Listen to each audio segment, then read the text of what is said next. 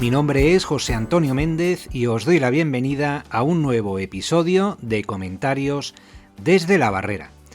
Primer episodio del año, así que vaya por delante mi felicitación y mis mejores deseos para afrontar este 2023 cargados de ilusión, de nuevos proyectos, de salud y de trabajo que falta nos hace en estos tiempos de pandemia y de crisis económica.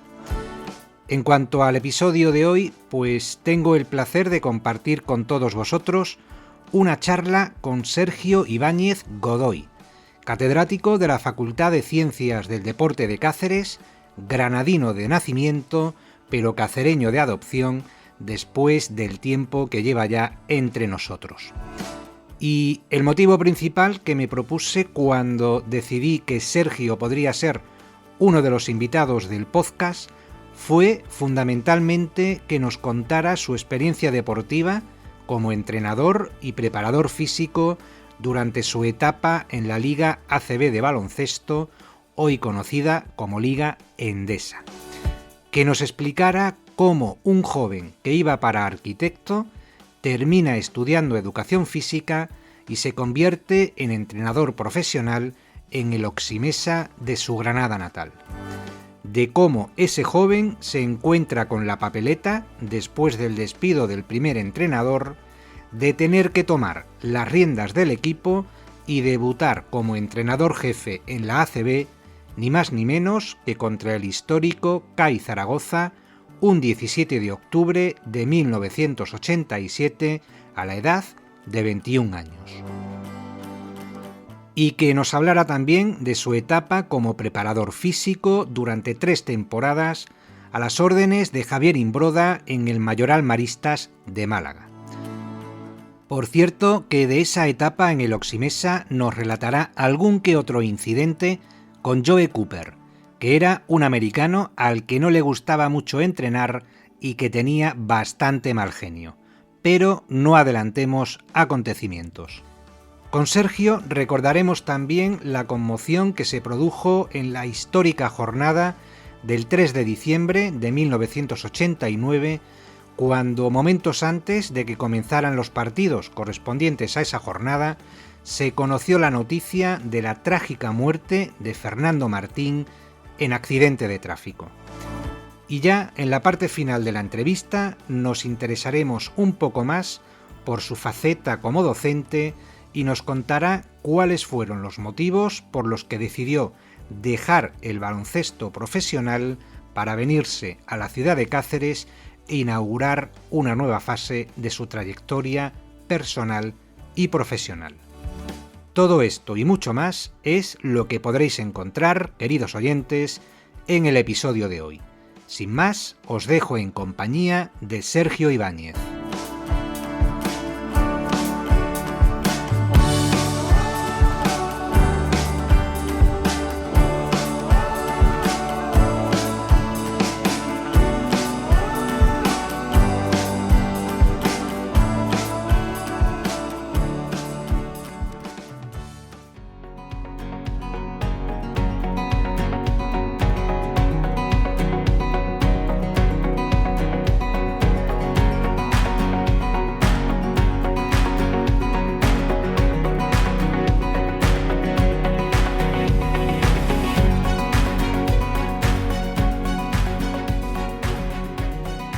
Don Sergio Ibáñez, buenas tardes y bienvenido a Comentarios desde la Barrera.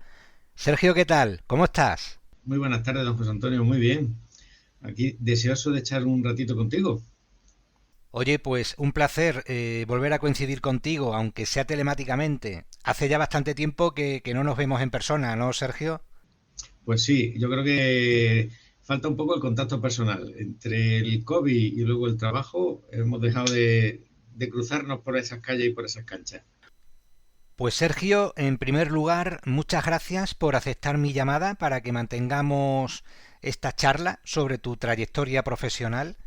No sé si desde que concertamos esta entrevista, hace ya algo más de un mes, has tenido tiempo de echarle un ojo al podcast, pero tengo que decirte que eres el 5º profesor al que entrevisto y el 2º entrenador de baloncesto que se pasa por estos micrófonos. En cuanto a profesores, no sé si conoces, Sergio, a Javier Brazos Sayavera. Sí, Javier fue alumno mío, sí. He visto también que tenía ahí a Emilio. A Emilio Cortés, ¿sí conoces a Emilio? Hombre, sí, compartimos en la época de gestión. Él estaba gestionando el decanato en la Facultad De de Derecho. Derecho. Yo estaba en Ciencias del Deporte. Sí, sí, sí. ¿De Javi Brazo fuiste tú también el director de su tesis, Sergio? No, no, de Javi no. De Javi no. Javi estaba más orientado hacia la fisiología y yo, aunque fue alumno mío, pero no tuve yo el honor de poder ayudarle en lo que sería su formación de tesis doctoral. Y ya, pues mira, voy a aprovechar la coyuntura y te voy a preguntar por un amigo en común que hace mucho tiempo que no sé nada de él, por Chapi. Yo sé que tú creo que sí tienes contacto, ¿no? ¿Qué sabes de Chapi? Pues sé muchas cosas porque comparte ahora despacho conmigo, está a 3 puertas de mi despacho y está en un momento dulce ahora mismo, creo que de desarrollo profesional, porque está a las puertas de realizar la oposición para ya tener una plaza de funcionario en la universidad, para pasar a la plaza de la figura de profesor titular de universidad. Y esta mañana hemos coincidido varias veces en el despacho con algunas consultas, algunas dudas. Estamos también en periodo de exámenes con algunas reclamaciones de estudiantes. Así que, bien, comparto muchos momentos con él, ya que ahora ha pasado a ser un compañero directo de facultad. Y ahora estamos muy próximos uno a otro. Yo con Chapi coincidí en la Dirección General de Deportes cuando él estaba allí trabajando con nosotros por mejor expediente académico. Y tú que lo ves a diario, Sergio, coméntale si no le importa pasarse por estos micrófonos alguna que otra tarde. Te diría que sí, pero te diría que te esperes, porque ahora mismo está su cabeza en otro sitio. Está con lo de la oposición y precisamente también esta mañana hemos hablado han salido a nivel universitario, ha salido un complemento que tenemos los profesores universitarios, que es el reconocimiento a nuestra labor investigadora, que son los 6 años de investigación. Y él, para poder pedirlo, pues tenía que acumular experiencias profesionales y laborales. Y precisamente hemos hablado de la época de la Dirección General de Deportes, en la que necesitaba ver cómo justificar esos méritos porque no aparecen en su vida laboral. Bueno, pues aquello fue un contrato tipo becario, bueno, pues los problemas administrativos que hemos charlado sobre aquella época que ahora mismo él tiene. Y en cuanto a entrenadores de baloncesto, Sergio, también ha pasado por aquí Mario Madejón, el que fuera segundo entrenador del Cáceres CB, que no sé si coincidiste con él en tu etapa de coordinador de cantera del Cáceres, Sergio. No, ahí no coincidimos, él ya no estaba dentro del club. Sí, Mario, hemos coincidido en un momento dado, en un pequeño momento en el que, por mi descarga como vicerrector, él estuvo siendo profesor de la facultad, creo que estuvo escasamente un año siendo profesor ayudante, asociado, sustituyendo parte de mi actividad docente, pero en el momento en el que yo finalicé mi periodo como vicerrector, pues claro, su contrato pasó a extinguirse y ya dejó de pertenecer a la universidad. Muy bien, Sergio, pues si te parece bien, empezamos con la charla propiamente dicha y empezamos por el principio. Si no me fallan los datos, naces en Granada el 23 de enero de 1966, con lo cual estás a punto de cumplir 57 añitos. ¿Naces en Granada capital? Sí, en aquella época se podía nacer en pocos sitios. Mis padres estaban destinados en un pueblo a medio camino entre Granada y Guadix. El pueblo se llamaba Diezma. Y entonces ya cuando mi madre coincidió con la Navidad, mi madre ya estaba a puntito de darme a luz, pues se desplazó a casa de sus padres, que estaban en Granada, y allí tuvo que esperar a que yo naciera. No quiero decir nada sobre el frente de frío que ahora se nos está acercando a España, pero mi madre siempre recuerda que mi padre tuvo que tardar un par de días en verme después de mi nacimiento, porque coincidió con una gran nevada y que no pudo desplazarse los escasos 60 kilómetros que hay entre Granada y Diezma, y no pudo desplazarse para acompañarla en mi nacimiento, ni luego, y tardó un poquito más en verme. No, y si te descuidas, naces el mismo día en que tuvo lugar el incidente nuclear de Palomares, ¿no, Sergio? Que fue un 17 de enero de 1966, por allí cerquita, en Almería, ¿no? Aquello casi fue una bomba nuclear, pero bueno, no sé qué fue peor, si en mi nacimiento o la caída de la bomba atómica en Palomares. No sé qué fue peor. Tus padres, Bueno, Sergio, para mi madre, hay que decirlo, siempre lo cuenta ella como una anécdota. Dice, fuiste el mejor de los 4 hijos en nacer, porque ni me enteré, fuiste muy rápido en nacer. No, no me enteré. Bueno, pues, no sería muy malo en aquella época. ¿a qué se dedicaban tus padres, Mi Sergio? padre era maestro, ya falleció, mi padre era maestro. Y estaban destinados en un pueblecito de Granada, en aquella época. Es decir, que por ahí te viene un poco tu gusto por la docencia, ¿no? No mucho, no mucho, no mucho. Hombre, la influencia de mi padre es importante en mi vida, igual que para muchas personas. Mi padre fue un gran referente de mi vida personal. Pero yo nunca quise dedicarme a la docencia. Yo he acabado en la docencia y de hecho cuando estudié la carrera, eh, mis compañeros en aquella época era muy fácil salir para una actividad docente cuando finalizamos la carrera prácticamente pues, casi el 90% de mis compañeros se dedicaron luego a la docencia en secundaria, que era la salida más rápida y directa. Y yo siempre decía que yo no quería ser profesor de educación física, yo lo que quería ser era entrenador. Y mi objetivo era ser entrenador. Estuve una época de mi vida en la que conseguí ser entrenador, pero bueno, las circunstancias luego de la vida provocaron que tuviera que tomar una decisión. Afortunadamente hice más cosas al mismo tiempo que prepararme para ser entrenador. Y dentro de la docencia, la que menos me disgustaba era la docencia universitaria. Y di el salto luego para poder ser un docente universitario. Ya llegaremos a esa etapa de la docencia, pero como digo, Sergio, naces en Granada, ciudad con bastante solera histórica, tanto más que Cáceres. ¿Cómo recuerdas tus años de infancia y de juventud? ¿Las vistas de la Alhambra o los paseos por el barrio del Albaicín eran suficiente estímulo para inspirarse y estudiar? ¿Eras buen estudiante? Eh, He sido un niño bueno, he sido un niño bueno. Poca gente sabe que es por mi fecha de nacimiento. Yo no he estudiado con mi generación natural, yo no he estudiado con la generación del 66, sino que mi promoción académica ha sido la del 65. Mi padre, una vez después de nacer y 4 o 5 años, destinado nuevamente a Granada, entonces consigo un puesto en el colegio Los Salesianos de Granada. Y una vez que llegamos a Granada, pues mi padre empieza a dar clase en el colegio. Pues decidieron mis padres con el consentimiento del colegio que yo podía entrar en primero de primaria, teniendo un año menos, porque nací en enero, entonces teniendo unos años, unos meses, unos días menos de la edad legal permitida, pues yo empecé a estudiar en el colegio. Con el objetivo de, bueno, no existían en aquella época guarderías, pues Sergio estaba en el colegio como si estuviera en una guardería y al año siguiente repetiría primero, no había problema. Pero Sergio no repetía primero y tenía buenas notas, muy buenas notas, y me dijeron, bueno, pues pasa a segundo, pasa a tercero, y cuando el niño se atranque, pues que repita, que tampoco hay problema, sí que no hay problema, sí, iba con una ventaja inicial. Y mi enseñanza en la EGB de aquella época, los 8 años de la EGB, pues era un alumno pues, destacado, entre notable y sobresaliente continuo. Eso supuso que cuando acabé la EGB, mis padres tuvieron un problema administrativo porque tuve que pasar al bachiller y se pidieron diferentes informes psicológicos de que si ya tenía madurez suficiente para poder pasar al instituto, y pasé de ahí al instituto.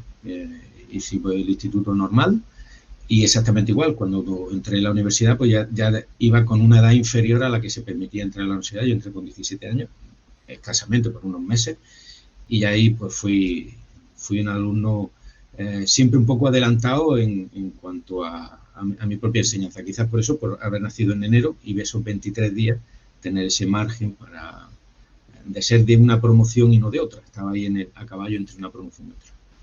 Sergio, cada vez que he tenido la oportunidad de entrevistar a un profesor, aprovechando su profesión de docente, siempre me gusta preguntarles, ¿Has tenido algún profesor que te marcara bien en el colegio, bien en el instituto? ¿Te acuerdas especialmente de alguno de tus profesores?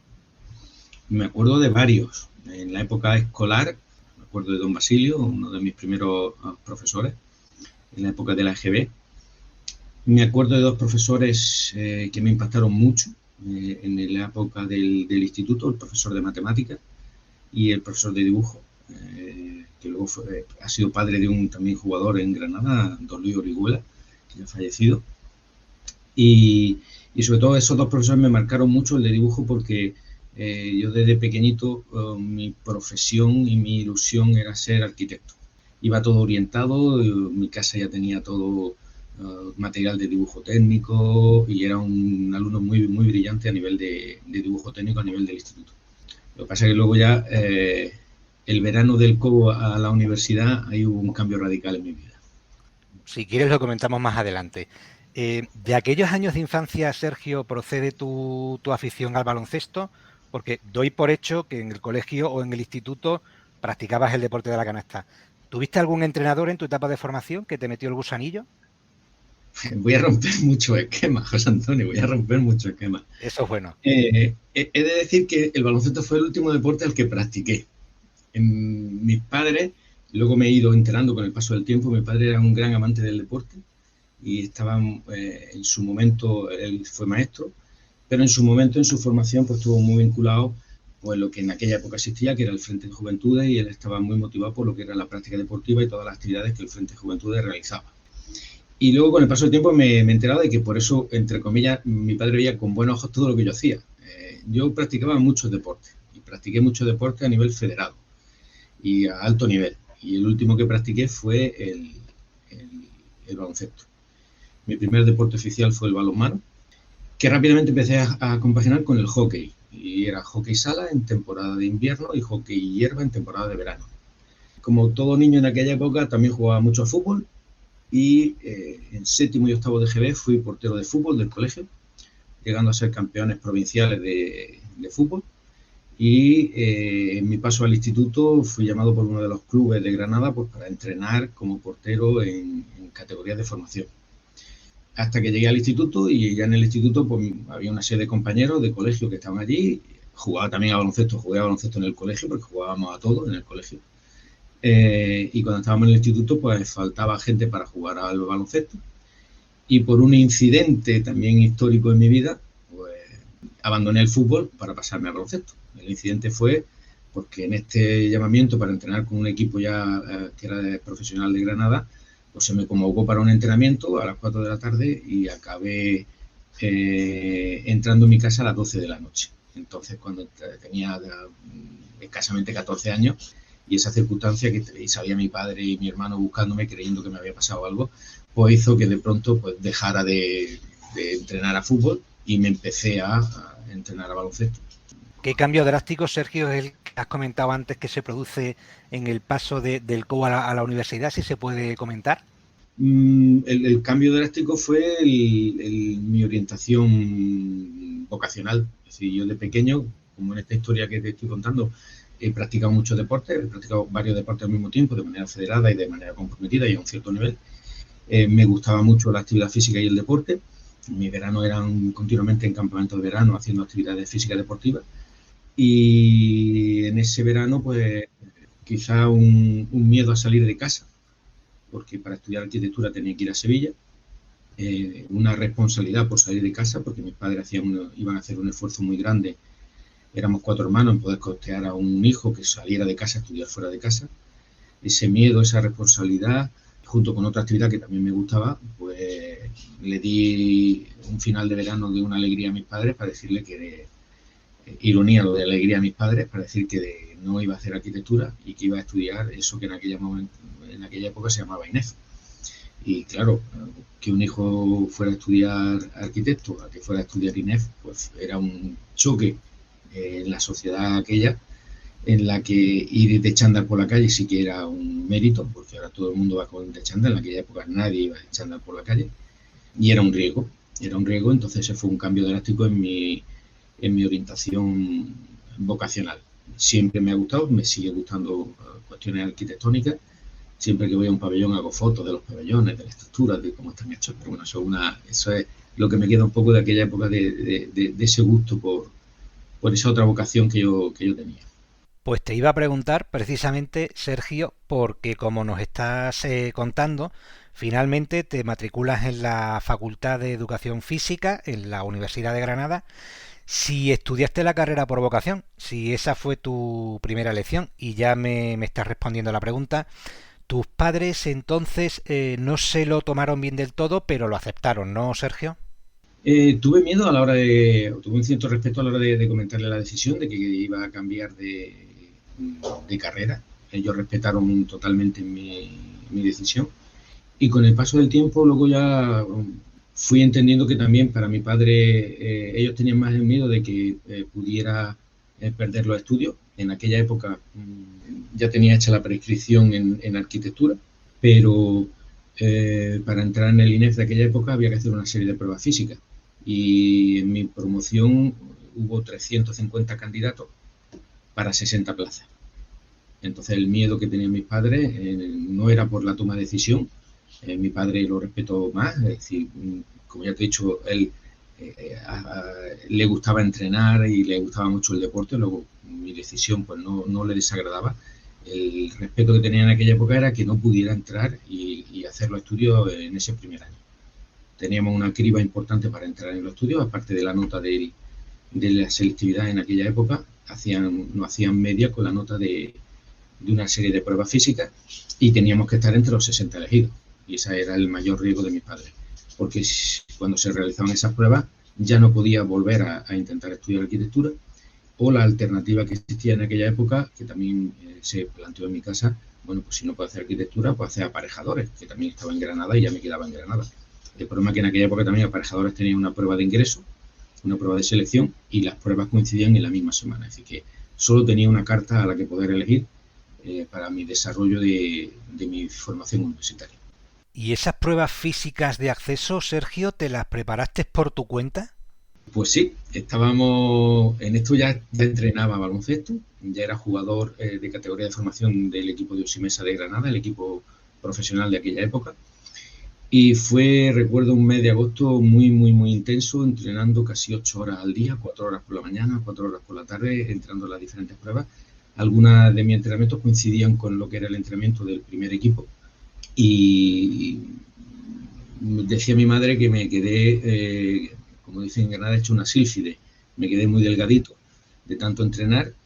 Y también anécdota en mi casa, comentar que yo llegaba a mediodía después de hacer un entrenamiento y cogía 1 litro de leche, le echaba 4 o 5 cucharadas de colacao, me veía 1 litro de leche, pero de un tirón, porque venía muerto. Entonces entrenaba muchísimo y me las preparé yo, sí, de manera, no solo, pero sí de manera autodidacta, con otro compañero del instituto de aquella época que quería presentarse también al INEF, y estuvimos juntos porque íbamos a un gimnasio por la tarde, que él tenía acceso a un gimnasio para prepararnos haciendo las diferentes pruebas de manera específica.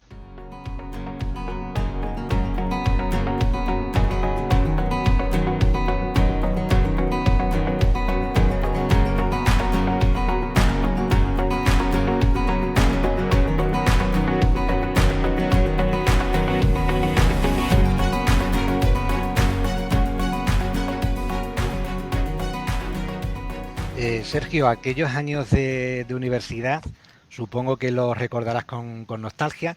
¿Te imaginabas entonces, cuando eras alumno, que ibas a ser entrenador de baloncesto o que te convertirías en catedrático de universidad? ¿Tu imaginación volaba tan alto?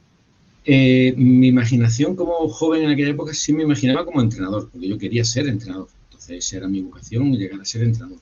No ser catedrático, no ser profesor, porque no era mi opción profesional inicial. Es decir, sí tenía claro lo que más me gustaba dentro de los estudios de educación física, era formarme para poder llegar a ser un entrenador.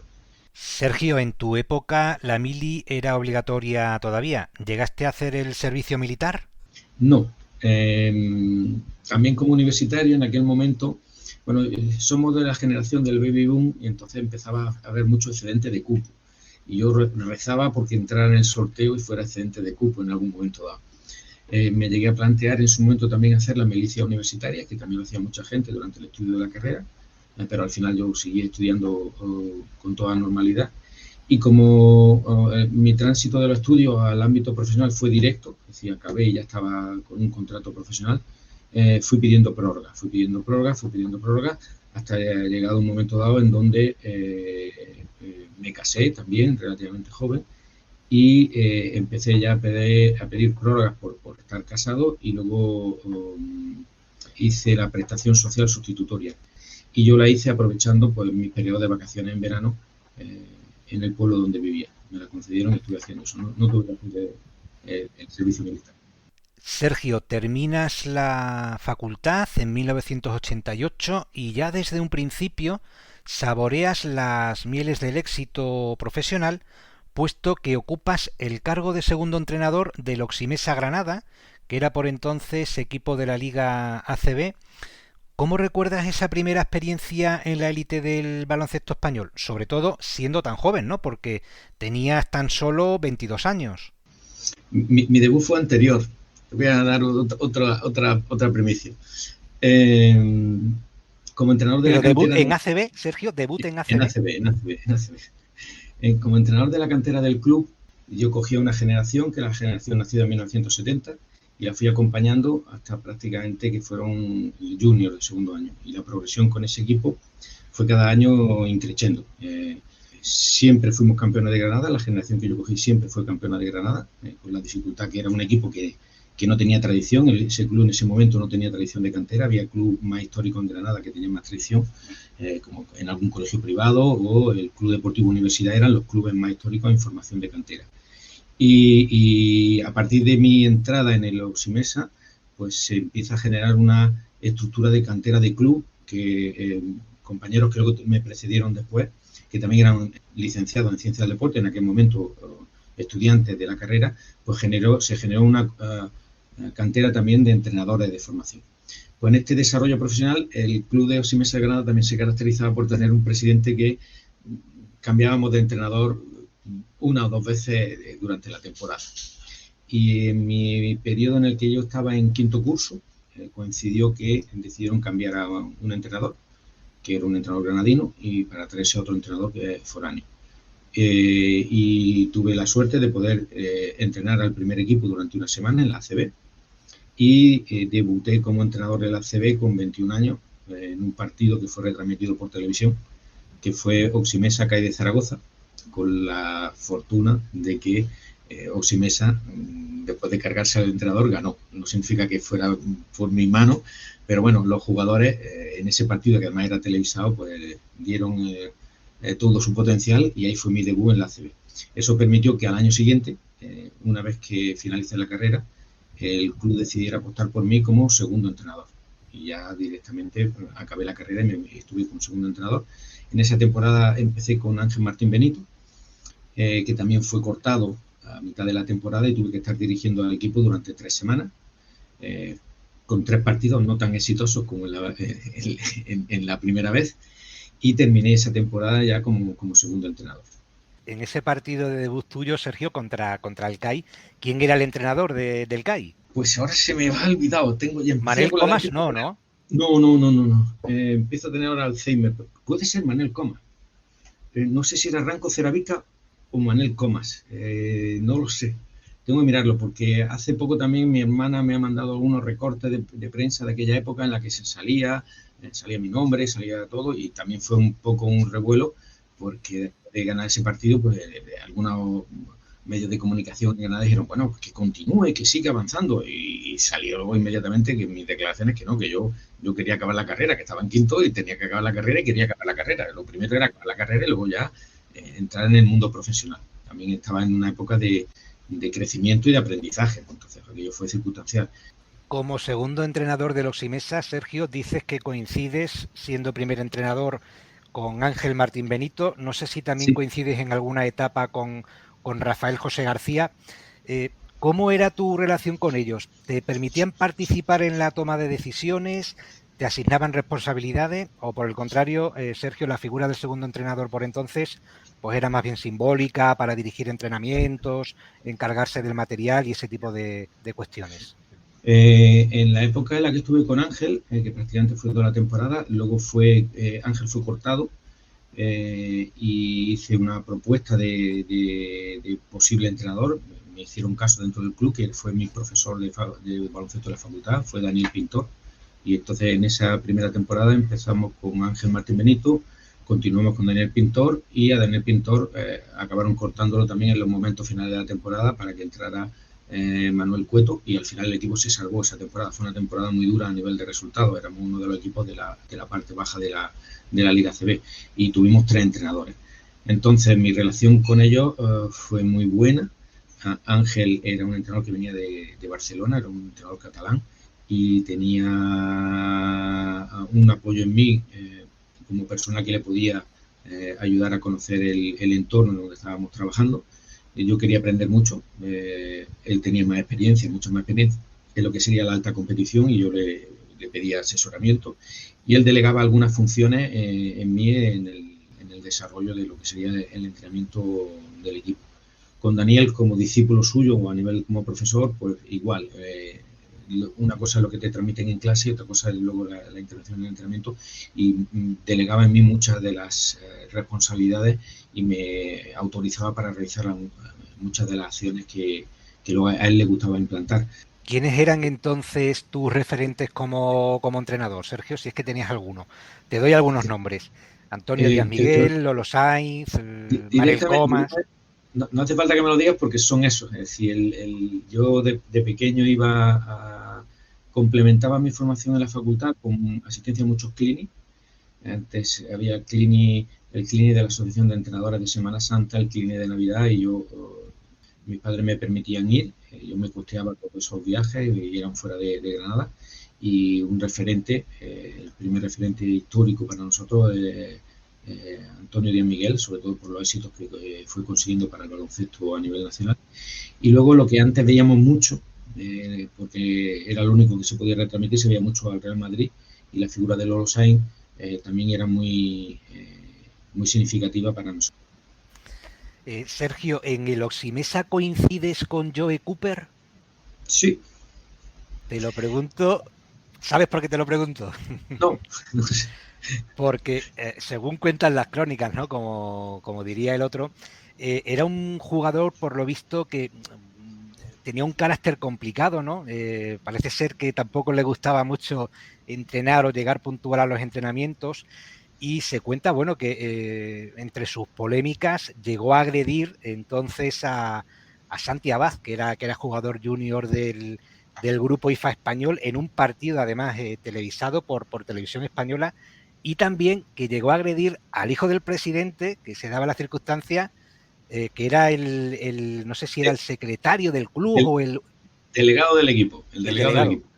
Pues Joe Cooper fue un jugador americano especial, coincidió siendo pareja con Larry Spicer, otro también americano que se estuvo el año anterior, cuando solo se podía disponer de un americano, que era muy, muy delgadito, un ala pívot de 2'5", 2'6", con muy buena mano, un americano muy, muy fibroso, un tipo americano que me gustaba mucho. Larry Spicer muy creativo, y Joe Cooper era el pívot de 2'11" y 130 kilos de peso.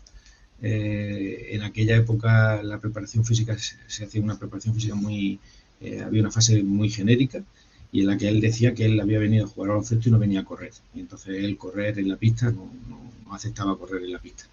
Tenía una personalidad un poco especial, dejémoslo ahí, y son ciertos esos incidentes, y yo he estado en esos incidentes viéndolos, y fueron reales. Era un jugador que tenía un carácter muy, muy conflictivo. Pues Antonio Murado Jr., que era el delegado del equipo, era por no poner en el autocar cintas de vídeo en inglés, para que él pudiera ver las películas en inglés. Ese fue el incidente. Un jugador un poco especial, ¿no? Un trotamundos también de la NBA, sí, que finalmente, bueno, pues terminó su carrera deportiva creo que en Argentina.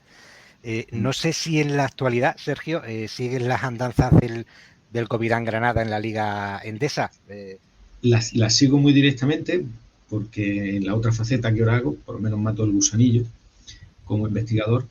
Estamos desarrollando un proyecto de investigación a nivel nacional de monitorización de la carga de los equipos profesionales de baloncesto, Y, por ejemplo, este verano hemos estado 21 días monitorizando al equipo de Granada, al equipo del Consul Betis, al equipo de Fuenlabrada y al equipo de Obradoiro. Esos 4 equipos hemos estado monitorizando durante la pretemporada y he estado 21 días precisamente con el equipo del Covirán Granada. Te lo pregunto porque su entrenador, Pablo Pin, hizo conmigo el curso de segundo nivel en Herbás y la verdad es que ya apuntaba maneras. Pablo ha tenido una carrera bastante meteórica, ¿no, Sergio? Bueno, ha tenido una carrera, yo no voy a decir meteórica, es una Muy carrera exitosa. muy trabajada, muy trabajada. Y sobre todo con una estructura en el club, justamente en el momento que desaparece el ACB en Granada, con un cambio radical en la estructura deportiva del equipo de Granada. Desaparece como sociedad anónima deportiva, a pesar de que ha habido varios equipos que luego han tenido su seguimiento, como podía ser el CAP Loja, CAP Granada, pero luego cuando desaparece el equipo, aparece un nuevo club que se llama Fundación Granada, que no es otra cosa que la cantera del club de baloncesto de Granada, uno de los nichos fundamentales de formación de jugadores. Y se decide apostar por un entrenador con formación académica y con una experiencia ya en categorías de formación para llevar al primer equipo. Y la directiva tiene claro que quiere hacer un trabajo a largo plazo y apuesta por una serie de jugadores y de personas. Y cae esa responsabilidad en Pablo, en donde Pablo año tras año, con diferentes equipos, ha ido consiguiendo logros deportivos, es decir, fundamentado en su trabajo y en el equipo que tiene alrededor.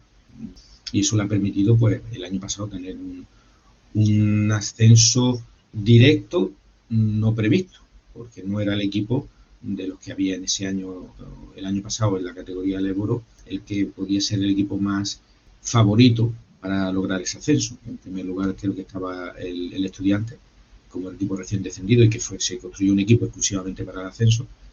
Y luego, con la llegada de Marc Gasol a Gerona, pues era el otro equipo que tenía mucho más opciones de tener ese ascenso directo.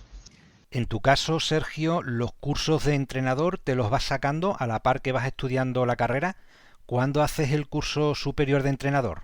Pues en aquel momento fueron 3 cursos de manera específica y los 3 cursos lo hice durante el momento que estaba realizando mi carrera. El último curso de entrenador superior lo hice en régimen de concentración en Toledo, el verano que acababa la carrera y ya era, entre comillas, había debutado en la CB, ya era un entrenador más o menos conocido. En aquella época coincidí con, de mi promoción, a Luis Casimiro, lo conocí en aquella época, Trifón Pons, ¿quién más había de aquella época? Hay una generación importante de entrenadores que fueron formados conmigo y lo fui haciendo en Granada porque en aquella época el responsable de la asociación de entrenadores trabajaba en una entidad bancaria, fue destinado a Granada y potenció mucho la formación de cursos de entrenadores en Granada. Y tuve una formación con unos cuadros técnicos de entrenadores muy interesantes, muy buenos. ¿Cuánto tiempo duraba entonces el curso superior, Sergio? ¿Y qué Si no profesores debo te dieron recordar clase? mal, estuvimos 15 días concentrados en la Escuela Superior de Educación Física del Ejército de Toledo. Estábamos en régimen de concentración y estuvimos 15 días, era mañana y tarde, haciendo actividades formativas. Al lado de la Academia de Infantería, ¿no? Y sí, enfrente. Te lo digo porque yo sí hice la mili después de la carrera por las milicias universitarias, elegí infantería y estuve allí en Toledo, estuve un mes en la academia. Sergio, te iba a preguntar, siendo segundo entrenador del Oximesa, supongo que por entonces, bueno, pues te llegarías a plantear seriamente que el baloncesto podría convertirse en tu modo de vida. Eh, Te lo comento porque después del Oximesa das un salto cualitativo y fichas por el Mayoral Maristas como preparador físico, si no me equivoco, temporadas 90-91 y 91-92. ¿Recuerdas quién te llama para darte esa oportunidad? ¿Quién te hizo la oferta? Sí, en el contexto andaluz era un entrenador conocido, no solo por estar en el primer equipo, sino por la trayectoria en la categoría de formación con los equipos inferiores de base.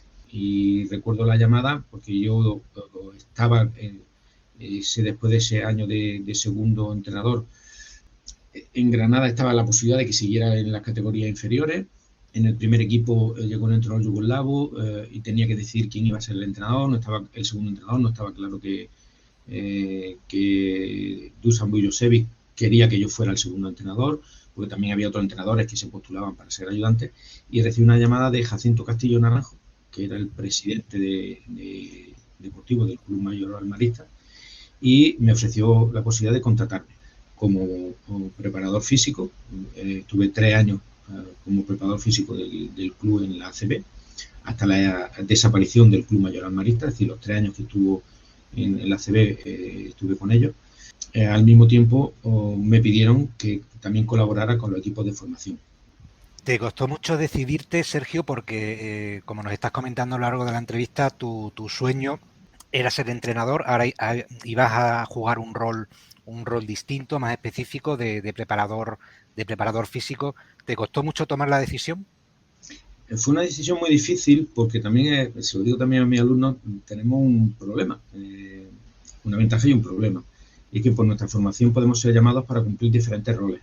En el momento que dejamos de ser entrenadores y hacemos la función de preparadores físicos, a veces se nos encasilla como preparadores físicos. Algo parecido también ocurría con la figura del delegado del equipo, que era Juan Manuel Rodríguez, actualmente director deportivo de Unicaja. Y Juan Manuel Rodríguez, su contrato era como delegado, aunque también venía y era entrenador de categorías de formación de mayor almarista. El cuerpo técnico era un cuerpo técnico con mucho conocimiento y Javier escuchaba. También tenía sus prioridades en escuchar, cada uno aportaba sus cosas.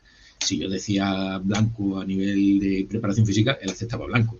Si yo decía blanco a nivel de sistema de juego, él podía decir que sí o podía decir que no.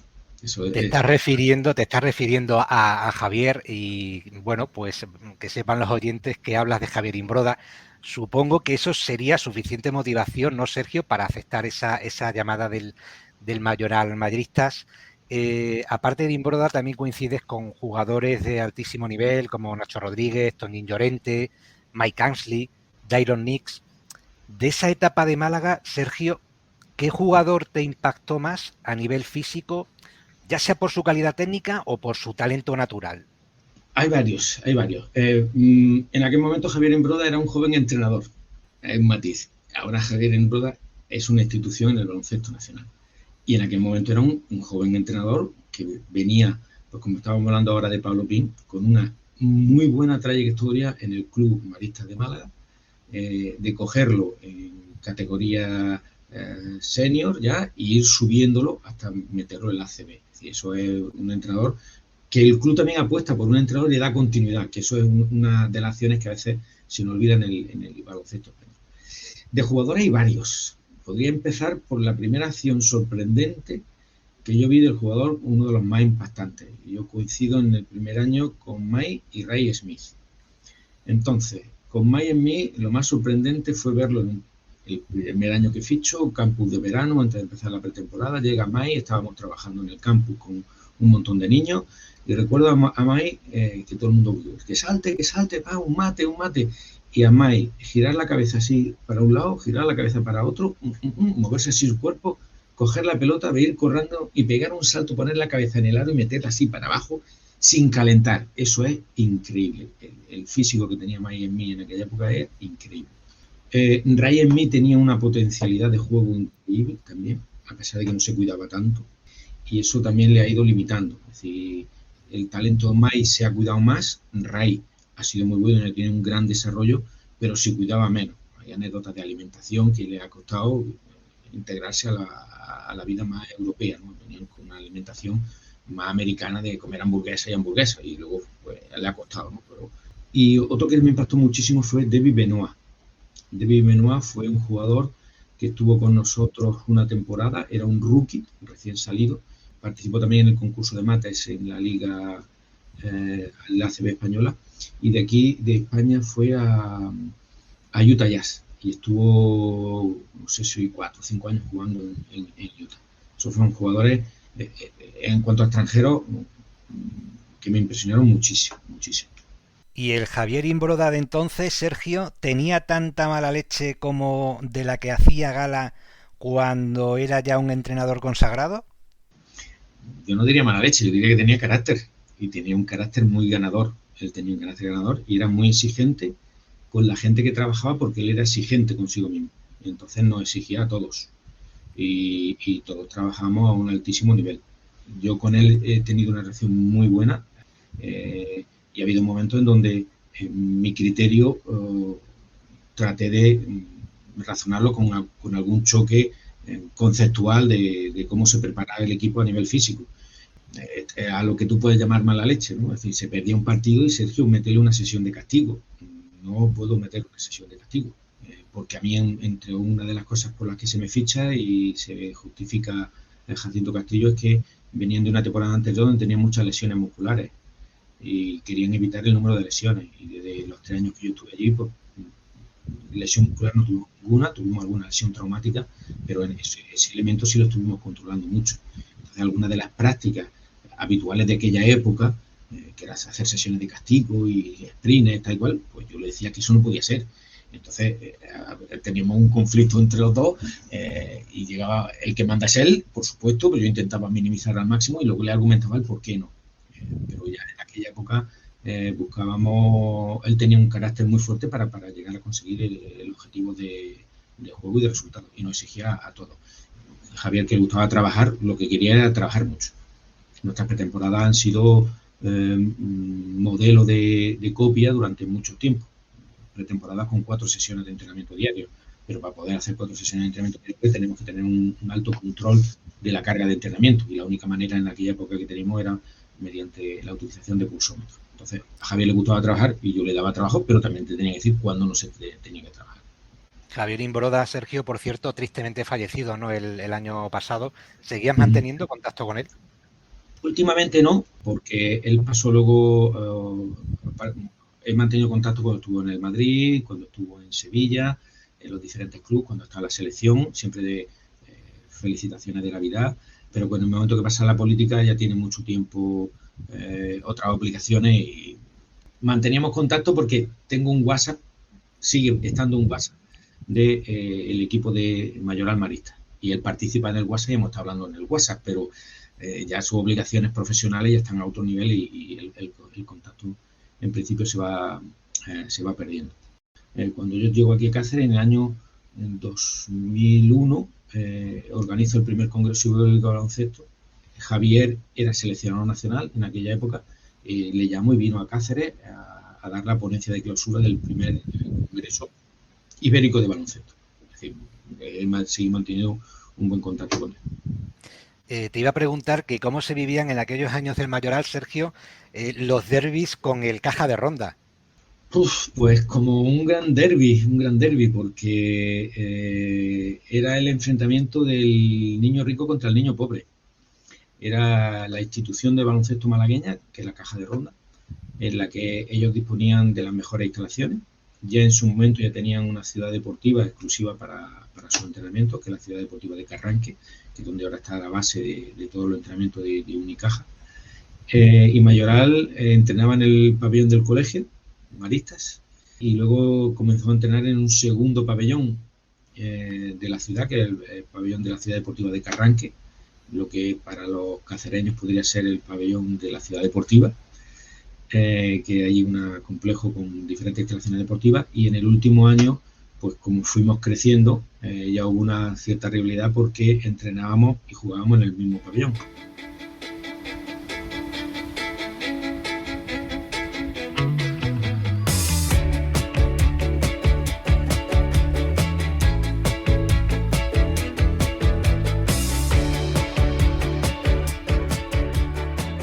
Sergio, durante esa etapa tuya como preparador físico en ACB, yo supongo que tú habrás visto en directo a jugadores como Romay, como Corbalán, como Solozábal, como Iturriaga, como Epi. ¿Llegaste a ver también a Fernando Martín, Sergio, antes de que muriera en accidente de tráfico?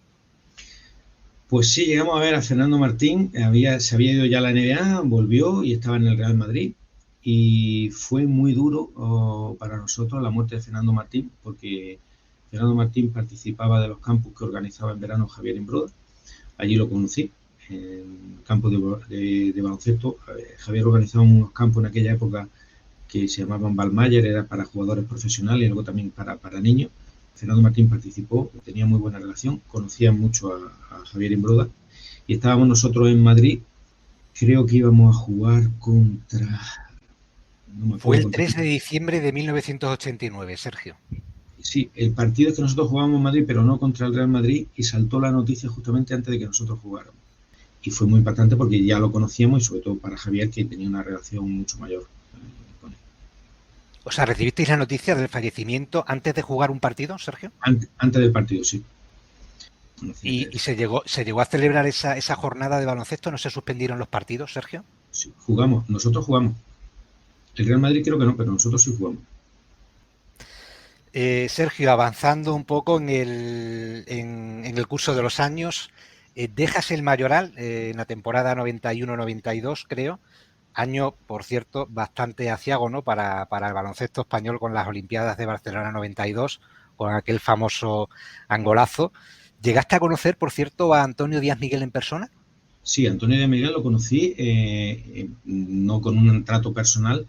Como te he dicho antes, mi formación, en mi primera época en Granada, iba a un montón de actividades y conocí a Antonio Díaz Miguel en los clínicos. No con un trato personal ni relación continua, pero sí lo conocí personalmente y tuvimos una buena relación. Si no me equivoco, dejó Mayoral Maristas 91-92, estuve 3 años, o 92-93, no sé si, creo que fue 92-93, porque de ahí salto a... coincide con una gran crisis económica dentro del panorama nacional, que también afecta al baloncesto, y los dos equipos en Málaga eran insostenibles. Mayoral no conseguía financiación para poder mantenerse en la alta competición, y lo pasamos muy mal el último año con el tema económico, y se produce una fusión de los dos clubes malagueños. Esa fusión de los dos clubes malagueños lo que implica es que hay una doble estructura que tiene que aligerarse al 50%. Entonces, en esa fusión hay algunos miembros que permanecen de una estructura y otros que permanecen de otra. En el caso de la figura que yo tenía de preparador físico, pues yo salgo y se queda el preparador físico que estaba del Caja de Ronda. En el caso del primer entrenador me permanece Javier Imbroda y Pedro Ramírez como entrenadores. Sergio, llegamos al año 1994. Creo que es el primer año en el que das clases en la Facultad de Ciencias del Deporte de la Universidad de Extremadura, concretamente en el Departamento de Didáctica de la Expresión Musical, Plástica y Corporal. ¿Qué motivos son los que te llevan a recalar en Cáceres y no en otra ciudad? Pues por influencia de mis padres y de mi hermano, durante la época profesional y sobre todo en la época en la que coincidí con la crisis importante económica en Málaga, me dijeron que no me centrara solo en un ámbito de la vida y que intentara tener alguna otra alternativa. Yo empecé a estudiar el doctorado, estando ya en Málaga, empecé a hacer el doctorado, y cuando vuelvo al Granada gano una plaza de profesor ayudante en la Facultad de Educación de Málaga. Y yo estaba entrenando en Granada, en el CAP Loja, el CAP Granada y Santa de la Motil. Estuve entrenando durante esos 2 años, al mismo tiempo que era profesor ya en la Universidad de Málaga como profesor asociado. Y coincidió que estando en Santa de la Motril, un compañero me avisa de que habían montado la Facultad de Ciencias del Deporte en Cáceres y que estaban buscando profesores y que había salido una plaza específica de baloncesto. Y este amigo me convence pues para que eche los papeles y me presente a la plaza de aquí de Cáceres, la que salió en la Facultad de Ciencias del Deporte. Tal fue mi duda que la entregué, aún recuerdo ese día, en el registro del Gobierno Civil a las 11 de la noche. En Granada entraba allí con los papeles y los registré. Cuentan algún compañero aquí del departamento que se hizo la valoración de la plaza y claro, los documentos de registro del Gobierno Civil pues tardan una semana en ir al destino y resolvieron los plazos y luego tuvieron que baremarme a mí una vez que ya habían acabado de baremar porque llegó mi solicitud, ¿no? Para ellos con mucha sorpresa porque se encontraron un currículum porque claro, hacía mucha actividad informativa, ya tenía un doctorado, tenía experiencia profesional y tenía un perfil idóneo en ese momento para la plaza. Y me tuve que tomar una decisión que fue una decisión más dura de mi vida, que después de tardar muchos años en llegar a ser entrenador profesional, que era mi sueño personal, no estar haciéndolo muy mal en Santa Adela de Motril, teníamos un buen resultado, de hecho acabaron muy bien esa temporada el equipo que configuramos. Tenía que dejar el baloncesto profesional para venirme a Cáceres, en Cáceres para no hacer nada de baloncesto. Ya tenía experiencia en la universidad, dejar la Universidad de Málaga para venirme a la Universidad de Extremadura y desplazar a toda mi familia de Andalucía hacia Extremadura. Y sobre todo, bueno, acababa de ser padre, tenía un hijo recién nacido y las situaciones económicas en Motril tampoco eran muy brillantes. Entonces no teníamos certeza de que podíamos cobrar por el trabajo que estábamos desarrollando. Es decir, a veces la gente no sabe que ser entrenador es muy duro. En aquella época era muy duro, actualmente también, porque hay muchos equipos que no pagan como se merece a la profesión de entrenador. No tienen recursos pues, para pagar, no lo pagan suficiente. Bueno, fue una decisión difícil de tomar, ¿no, Sergio? Pero vistos los resultados, yo creo que no te arrepientes, ¿no?, de haberla tomado. Sergio, cada vez que, como te comentaba al principio, cada vez que he tenido la oportunidad de entrevistar a un profesor en el podcast, también les hago una pregunta. Y es la siguiente: ¿cómo valoras el nivel académico tanto de profesores como de alumnos en la universidad?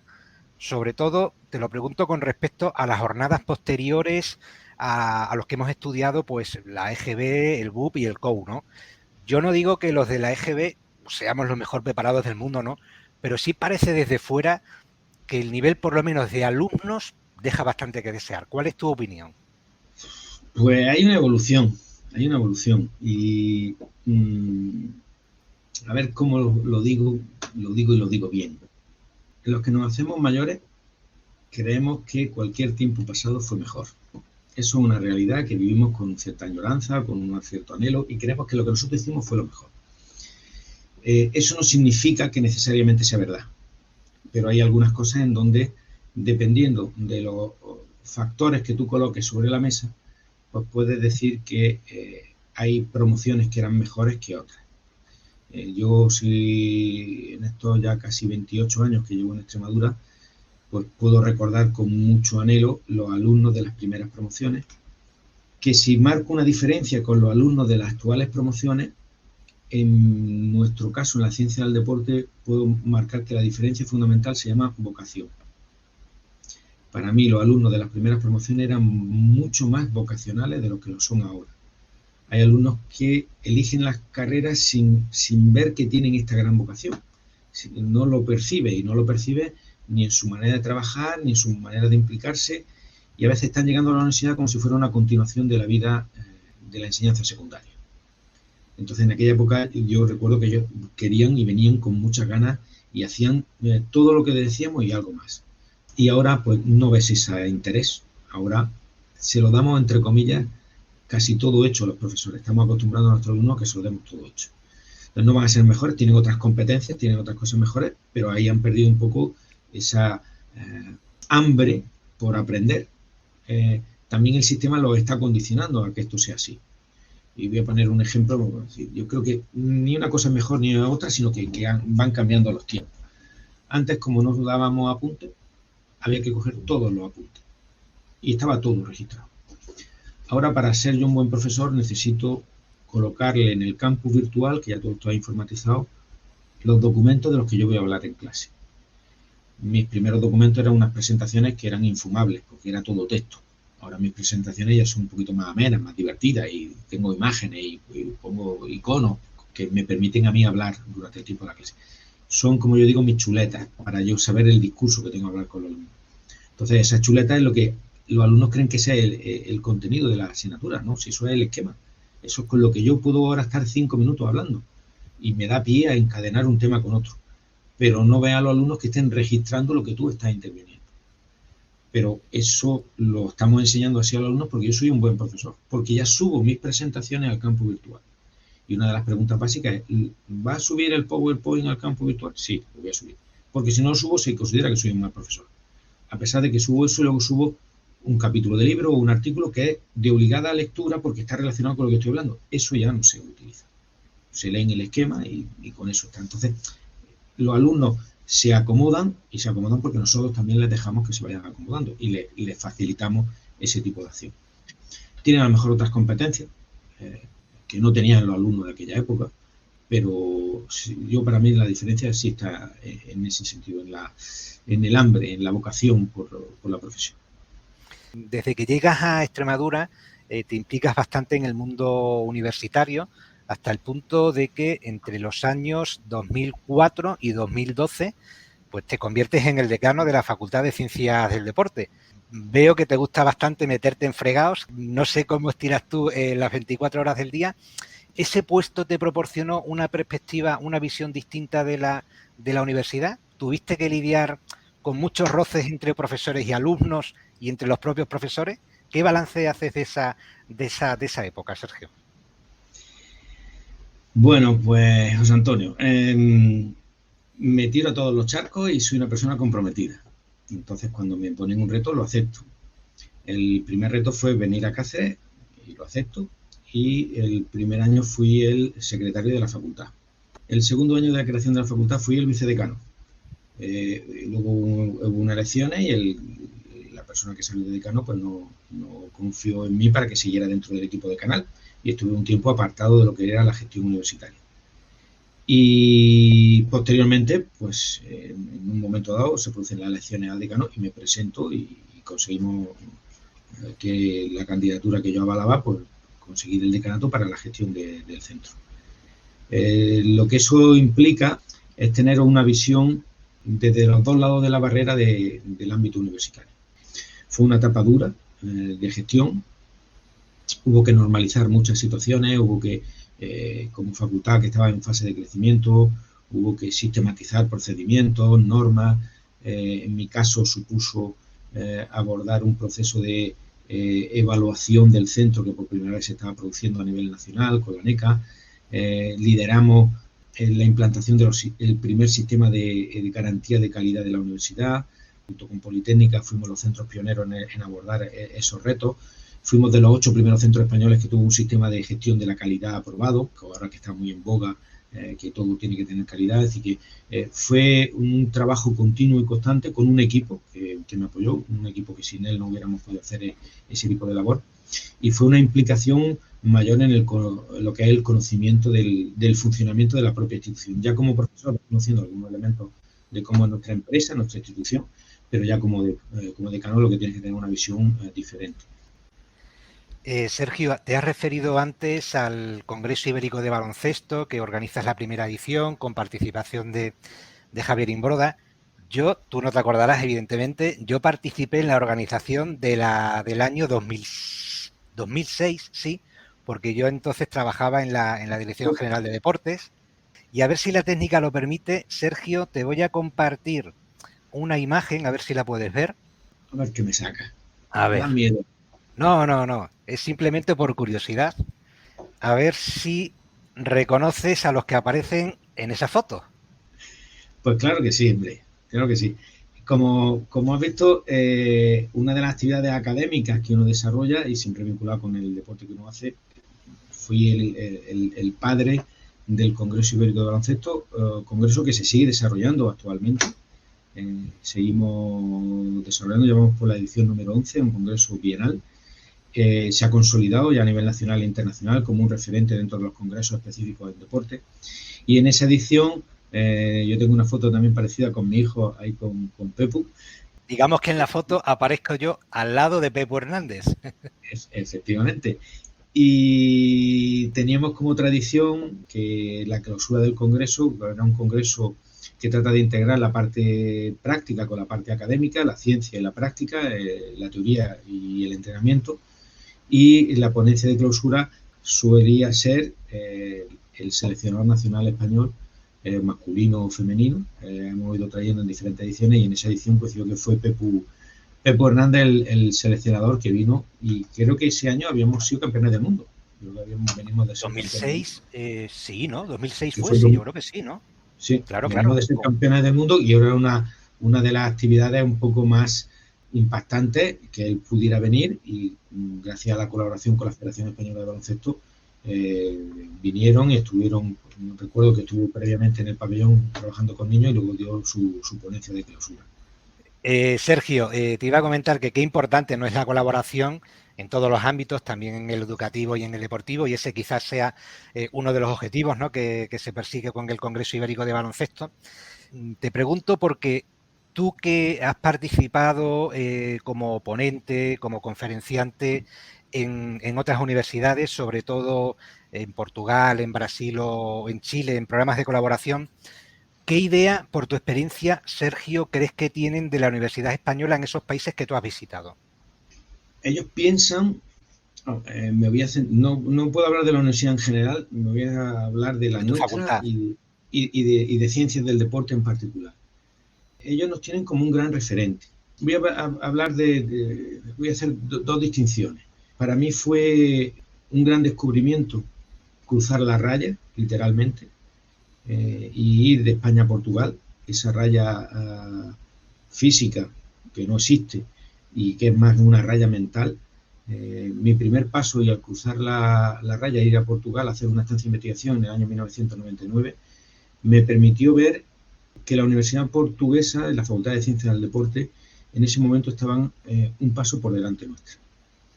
Aquí todavía estamos pensando en ciertas cosas en el pasado, en la mentalidad de mi formación en el INEF, y ellos ya estaban trabajando como universidad, con el concepto de universidad, que se diferencia del concepto del antiguo INEF, en donde la parte investigadora y la parte de investigación aplicada tenía una menor relevancia. Tanto la Facultad de Lisboa, la Facultad de Motricidad Humana de Lisboa, como la Facultad de Ciencias del Deporte de Oporto, para mí estaban a un nivel superior en España. En España en esa época estábamos en la conversión de INEF a centros universitarios, a facultades como tal. Y descubrirlo a ellos para mí fue un paso importante, a pesar de que ellos nos miran siempre como un punto de gran referencia.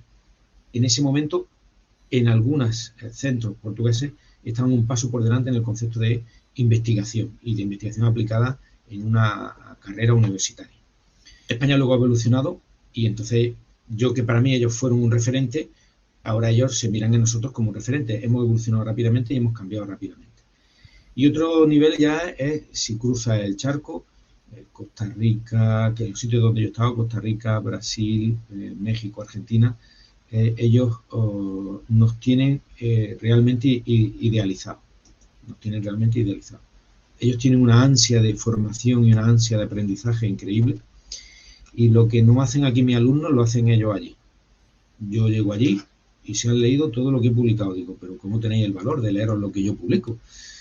¿Cómo os creéis lo que yo publico? Entonces ellos, todos los materiales que desde aquí se generan, los captan, los asimilan, los trabajan, y para ellos, o por lo menos en el ámbito en el que yo me muevo, somos un referente. Hago muchas colaboraciones con ellos, invito a profesores para que estén aquí con nosotros, comparten con nosotros, y en algún caso pues también nosotros somos pioneros de muchas cosas, y eso de ser pioneros hace que ellos luego nos copien o quieran ser parecidos a nosotros. En la dinámica que en mi caso pues tengo con mi grupo de investigación, pues una dinámica que ya he buscado sinergias con 5 o 6 grupos en Brasil, en donde hacen lo mismo que nosotros y ya estamos con una gran coordinación. Con respecto a eso que estás comentando, Sergio, por lo menos en la parte tocante a Portugal, que parece que siempre hemos vivido de espaldas, ¿no? Yo soy hijo de madre portuguesa, mi madre es portuguesa, y la verdad es que yo critico un poco que los españoles siempre hemos mirado a los portugueses con el mismo, no sé si desprecio, con que los franceses nos han mirado a nosotros. Y es que somos países hermanos, países amigos, con una historia incluso en común, y es una pena que sigamos. Yo creo que todavía no se ha superado eso de esos recelos, ¿no?, por parte de España con respecto a Portugal. Con respecto a... Dime. Lo estás diciendo tú, y no lo he dicho yo, pero es cierto. Y cruzar la raya, cuando antes he dicho cruzar la raya, es cruzar una raya mental. Yo crucé la raya y cambió mi mentalidad. Y cambió mi mentalidad en el momento en el que me di cuenta que allí hay gente mucho mejor o igual que nosotros. Y que la gente la miraba, pues como tú dices, con un cierto desprecio, ¿no? Es que son portugueses. No, pero sí es que son iguales. Y es que en el ámbito universitario ya te digo, a principios de siglo, en el año 99, 2000, ellos estaban un paso por delante en la concepción de las ciencias del deporte, como ciencias del deporte, como carrera universitaria. Porque en España había 3, 4 centros que eran facultades, el resto siguen siendo INEF, con lo que significa cambiar mentalidad de INEF a facultad, en donde para ser profesor hay ahora que ser doctor, hay que tener investigación, hay que estar actualizado. Ese cambio, ellos ya lo habían hecho, y lo habían hecho antes que nosotros. Entonces, es un cambio radical. El cambio radical de ese cruzar la raya es dejar de que te hablen en portuñol para tú empezar a hablar en portuñol. Porque los españoles no queremos escuchar ni educar nuestro oído a la lengua portuguesa. Y a mí me costaba al principio, y yo agradecía un montón que los profesores allí hacían el esfuerzo de hablarme en español o en un portuñol, y yo lo entendía perfectamente. Lo único que tenía que decir es que me hablaran más despacito, fala moito más divagado, porque no percibo moito ben, y yo tenía que falarle para que... Y ahora ya no me hablan, ni les permito que me hablen en español. Ellos me tienen que hablar en portugués, y el que medio habla portugués soy yo. Y eso me ha permitido a mí abrirme mucho más puertas. Eso me ha permitido a mí, pues, hablando mal inglés, porque hablo mal el inglés, en Brasil están encantados conmigo porque cada vez que voy hablo en portuñol, y ellos me hablan en portugués, ellos hablan brasileño, que es más parecido al portuñol, y se identifican conmigo, y yo les permito hablar en su lengua materna y les entiendo perfectamente. Es un salto de calidad. Por eso es, para abrir estas barreras mentales hay que cruzar la raya. El que mira con desprecio es porque no sale de su átomo y de su burbuja. Cuando sales de tu entorno cercano y compartes con otros profesionales o a otros países, tu mente cambia. Mira, con respecto a eso de cruzar barreras mentales, Sergio, yo he hablado, recientemente con Javi Brazos Ayavera y con Chapi, también me lo he encontrado alguna que otra vez por Cáceres hace ya bastante tiempo, y ellos me han contado que, porque Javi estuvo en Uruguay, si no me equivoco, y Chapi en Chile, y ellos me contaron que supuso un cambio de chip impresionante a nivel personal y a nivel profesional, salir de tu país, cruzar el Atlántico, irte a países de habla hispana, pero que las costumbres son muy distintas, y parece que lo tiene uno más fácil a la hora de adaptarse, y no es tan así, ¿no, Sergio? No, es una cosa que tengamos algo que nos une en común, que puede ser la lengua, pero luego hay muchos más elementos culturales que nos diferencian, que no significa que sean mejores ni peores, sino que son elementos culturales de cada contexto, y uno tiene que conocerlo. Por eso lo importante es salir, al tú salir y compartir otras culturas. Yo cada vez que salgo, para mí lo más enriquecedor es: quiero hacer lo que vosotros hacéis, no quiero hacer lo que yo hago, no quiero estar en esta sociedad estándar anglófona que nos están tratando de imponer de manera continua. No. La cultura comienza con la comida. ¿Qué coméis vosotros? Yo voy a comer lo que queréis vosotros. No voy a comer la comida basura, ni voy a comer lo que yo como normalmente. ¿Dónde vais vosotros? ¿Con quién os relacionáis? ¿Qué hacéis? Eso es la primera acción para poder integrarte y para poder relacionarte con otro tipo de personas. Y ver que siendo iguales somos diferentes.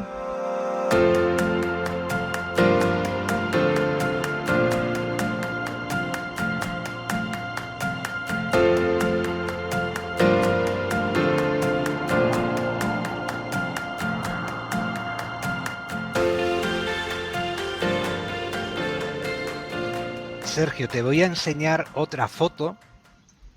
Venga. Vamos a ver si no me falla.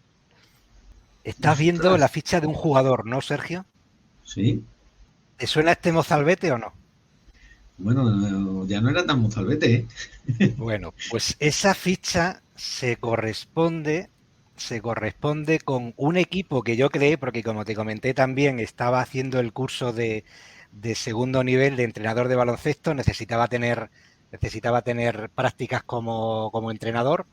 Creé el equipo de Distribuciones Cansado, que la verdad fue en el 2007, ya no me acuerdo muy bien si jugamos en el Trofeo Rector o en el Trofeo Diputación. Jugamos en Diputación. En Diputación fue. En ese equipo, bueno, pues estaba gente como tú, gente como Rubén Rubio Polo, que es mi actual secretario general, Jesús Centeno, Juan Pedro Boigas, que fue secretario de la Federación Extremeña de Baloncesto durante muchos años. Y te traigo a colación esa ficha tuya, en este caso como jugador. Yo en aquel equipo era entrenador-jugador, era malísimo, yo lo reconozco, pero bueno, de hecho Rubén me puso el mote de Magic Méndez en plan irónico, pero me acuerdo, Sergio, y yo creo que tú también te acordarás, o a lo mejor no te quieres ni acordar, me acuerdo de un entrenamiento, creo que fue en el pabellón Quinto Centenario, donde estábamos haciendo un rondo y yo de repente pues empiezo a escuchar unas voces y unos gritos, digo, aquí ha pasado algo. Y lo que había pasado es que tú te habías lesionado la rodilla. ¿Te acuerdas de eso, Sergio? Me acuerdo perfectamente, fue una temporada muy grata. Te voy a corregir, el que se lesionó la rodilla en ese momento fue Jesús Pinilla. Es verdad. Y 2 semanas más tarde, en un partido que creo que fue en el Casar, no, el partido fue en la Ciudad Deportiva, en la pista atravesada de la Ciudad Deportiva. Y recuerdo el partido, fue una temporada magnífica, pues ya éramos senior, un equipo senior que jugábamos para divertirnos. Sí. Y robé un balón, salí corriendo a un contraataque, no sé quién corría con mi lado, iba por calle central y a la hora de dar el pase, la tarima flotante de la Ciudad Deportiva es muy inestable, mi pie se hundió con la tarima flotante y mi cuerpo fue para un lado y mi pierna fue para otro, y fue la rodilla. Y ahí tuve una buena triada de... Una lesión grave, ¿no, Sergio? Sí, te dio bastante guerra eso, ¿no? Ligamento cruzado, lateral y menisco. Fue una buena triada que fue interesante. Sí. Pero fue una temporada muy interesante porque el equipo era un equipo muy... teníamos un buen grito de guerra que era Famino, cansado. También me acuerdo bien del equipo. Y sobre todo por la gente, porque era un equipo que jugábamos para divertirnos, nada más. Íbamos a echar nuestro entrenamiento, un partidillo, y había gente muy buena en aquel equipo, muy buenas personas. Había varios alumnos, ¿no?, de tu facultad, ¿no? Había algunos alumnos que complementaban, que eran los que corrían, nosotros no. Sí. Correr. A mí me sirvió por lo menos para aportar los méritos, las prácticas y bueno, y decir que soy entrenador de baloncesto de segundo nivel, que queda bastante bien, aunque bien, bueno. Por lo menos Sergio. Corríamos mucho. Sí, corríamos. Físicamente yo entonces estaba más o menos, me mantenía decentemente, cosa que ahora, no sé si a ti también te ha pasado, Sergio, a mí la pandemia me ha roto mucho las dinámicas. Yo hacía deporte, bueno, no tampoco es que me matase, pero hacía deporte, iba al gimnasio un par de días a la semana, hacía un poco de bicicleta, corría, pero la pandemia me ha roto por completo. ¿A ti te ha pasado lo mismo? ¿Conoces a mucha gente que le ha sucedido lo mismo? Esto es una entrevista, pero yo voy a decir que la pandemia no me ha cambiado mucho, porque gracias a tener un perro, yo me salté la pandemia. Entonces, la excusa es que había que sacar al perro y el perro se puso en forma durante la pandemia. Entonces, yo no sé si soy de las familias en donde mis hijos no querían sacar al perro y yo sí, no te preocupes, lo saco mañana, tarde y noche. Y si me preguntan, es que estoy sacando al perro. Entonces, no me cambió mucho porque mientras todo el mundo estaba encerrado, yo sacaba al perro. Entonces, ese hábito ya lo sigo manteniendo, lo seguimos sacando. Ya después de aquella lesión, pues la pierna no quedó bien, ya teníamos 40 años en aquella época y la recuperación fue dura, coincidió con la época que también estaba de decano, y fue dura la recuperación porque ya la edad no hace que uno recupere. Jesús Pinilla recuperó al mes y medio, ya estaba otra vez haciendo mortales y yo estaba ahí que no podía todavía ni andar. Entonces la pierna no se ha recuperado, no hago deporte de invasión, no me meto a jugar contra nadie, aunque en las prácticas, de vez en cuando hago alguna práctica con los alumnos y hago una demostración, hago cosas lineales y fundamentalmente hago el perro, pero sí nos condiciona mucho, aunque en mi caso, como te he dicho, y que no lo escuche mucha gente en esta entrevista, pues yo aproveché el perro para que no venga la Guardia Civil a detenerme, me aproveché para pasear, y yo paseaba mucho y sacaba al perro mucho. Yo creo que durante la pandemia la venta de mascotas creció exponencialmente, la venta de perros, y luego también cuando nos dejaron salir a pasear, hubo gente que salía a hacer deporte, Sergio, que yo creo que no se había puesto unas zapatillas en su vida, ¿no? Y ni unas zapatillas ni un chándal. Sí. Veía gente con chándal que yo no había visto nunca en el barrio. Sí. Yo no he visto nunca en el barrio, pero bueno, le dio a la gente por decir, bueno, hay que hacer algo de actividad. Sergio, en 2011 ingresas en el cuerpo de catedráticos de universidad. Tu labor investigadora, bueno, pues te ha llevado a liderar numerosos proyectos, has publicado un sinfín de artículos en revistas especializadas, has dirigido un buen número de tesis doctorales, la mayoría de ellas, por cierto, pues han conseguido la calificación de premio extraordinario, has sido profesor invitado en universidades en el extranjero, como hemos comentado. En fin, toda esa labor, Sergio, todo ese esfuerzo y dedicación, pues ha culminado con tu inclusión en el ranking Stanford de investigadores 2022. No sé si también lo ha sido en algún año precedente, pero ¿en qué consiste ese ranking, Sergio, y por qué es tan importante aparecer en él? Hombre, los rankings son importantes y no son importantes. Yo estudio en la universidad y como algunos dicen, hay que estar en los rankings y eso vale mucho, pero también hay que relativizarlo. No podemos solo trabajar pensando en la función de un ranking o estar en una lista de mérito. Lo importante es el trabajo que a veces no aparece reflejado en los rankings. También hay gente que puede aparecer en un ranking, que puedo ser yo, y que aparezco en el ranking, pero luego soy un mal profesor. Entonces, pues, aparezco en un ranking y parece que soy muy bueno, pero puedo ser un mal profesor. Entonces, a los rankings hay que relativizarlos. Pero ya que está, hay que poner en valor lo que significa estar en esos tipos de ranking. En el contexto universitario se utilizan diferentes valoraciones pues, para poner en valor y prestigiar lo que son las instituciones o a los profesores, ¿no? En el caso de la institución, en la facultad en la que yo estoy, la Facultad de Ciencias del Deporte, pues venimos con una trayectoria creciente y cada vez más positiva en el ranking de Shanghái, también es uno de los rankings más conocidos a nivel mundial, que catalogan los centros universitarios por especialidades deportivas y los catalogan en función de la producción científica que obtienen cada uno de esos centros, vinculadas con el número de citaciones de los trabajos de investigación que publican esos centros. Utilizan varios parámetros para hacer ese tipo de evaluaciones.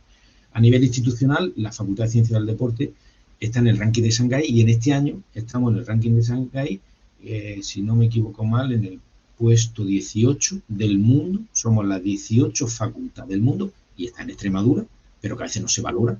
Si fuéramos a lo mejor otra facultad, se pondría mucho más en valor y saldríamos más en los medios de comunicación, pero somos las 18 facultades del mundo. Es la primera española en el ranking de Shanghái, puesto 18, y algunas con una mayor tradición histórica y que pasaron por ser facultades antes que nosotros, como por ejemplo la de Granada, está en el puesto 25. Hay otras más conocidas que ni siquiera aparecen en el ranking de Shanghái, ni siquiera están entre las 100 primeras. Es decir, y el año pasado éramos la segunda española y ahora somos la primera española.